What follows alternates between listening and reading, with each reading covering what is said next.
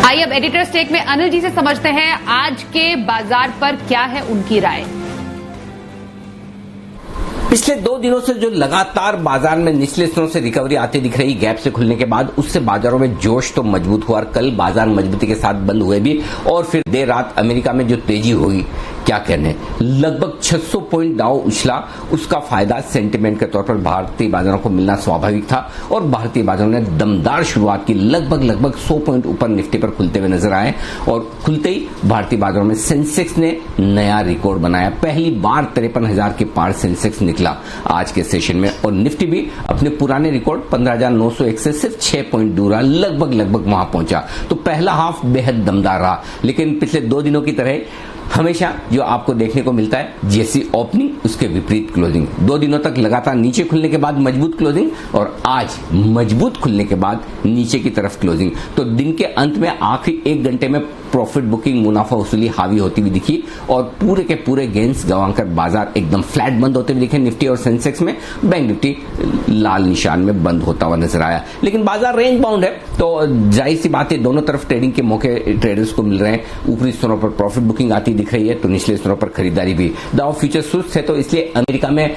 पिछले 5-6 trading session बड़े उतार चढ़ाव भरे रहे, तो बाजार के लिए यह अंदाजा लगाना मुश्किल हो रहा है कि अमेरिका में आज किस तरह का ट्रेड होगा। और इसी वजह से ट्रेडर्स ने अपनी पोजीशन थोड़ी सी हल्की की। लेकिन ब्रॉडर मार्केट में अगर आप देखें तो एक्शन फिर से भरपूर आता हुआ दिख रहा है। ढेर सारे स्टॉक्स ऐसे थे कैश मार्केट के, मिड कैप और स्मॉल कैप शेयर, जो फिर से फुल फ्लैज एक्शन में आ गए और बढ़िया दमदार तेजी वहां पर बनती हुई दिखी। तो ओवरऑल बाजारों में अगर आप देखें तो तेजी का रुझान बरकरार रहा। भले ऊपरी स्तरों से प्रॉफिट बुकिंग आती दिखी, लेकिन आज जो क्लोजिंग हुई है 15,750 के ऊपर निफ्टी पर और बैंक निफ्टी थोड़ा सा नीचे बंद हुआ है 34,750 के आसपास। वो जरूर थोड़ा सा कमजोर है, लेकिन निफ्टी की क्लोजिंग अब भी मजबूत है, दमदार है और अब तक जो ट्रेंड तेजी का है वो अभी भी कायम है।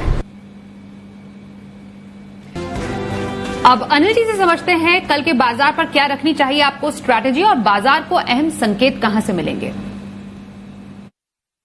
जहां तक कल के बाजारों का सवाल है, भारतीय बाजार रेंज में फंसे हैं और अगर ग्लोबल मार्केट से संकेत कमजोर मिलते हैं तो 15,650, 15,700 के आसपास बाजार निफ्टी पर सपोर्ट लेने की कोशिश करेंगे।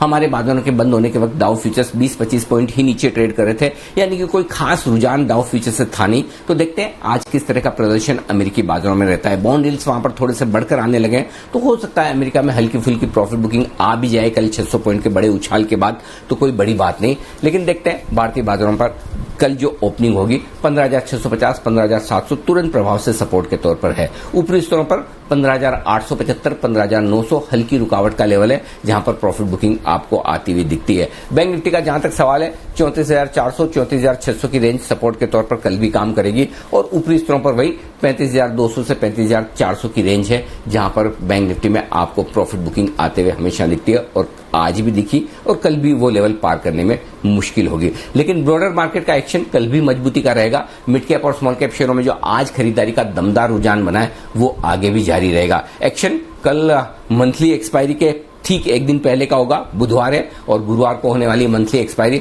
तो अब बाजार में कल भी वॉलेटाइल ट्रेड रहने की आप आशंका रख सकते हैं। तो दोनों तरफ की ट्रेडिंग के मौके कल भी बाजार में बनेंगे और उसके लिए अहम सपोर्ट लेवल, अहम रुकावट के लेवल का आपको करना है इंतजार और उसी पर आपको एक काउंटर ट्रेड लेना होगा ताकि बाजार के दोनों तरफ के मूव का आप फायदा उठा सके। और अगर वैसा नहीं कर सकते तो फिर मिड कैप और स्मॉल कैप शेयरों में बाय ऑन डिप्स और सही लेवल पर एंट्री करने की रणनीति रखें। वहां पर तेजी का मोमेंटम अभी भी बरकरार है, चिंता की कोई बात नहीं।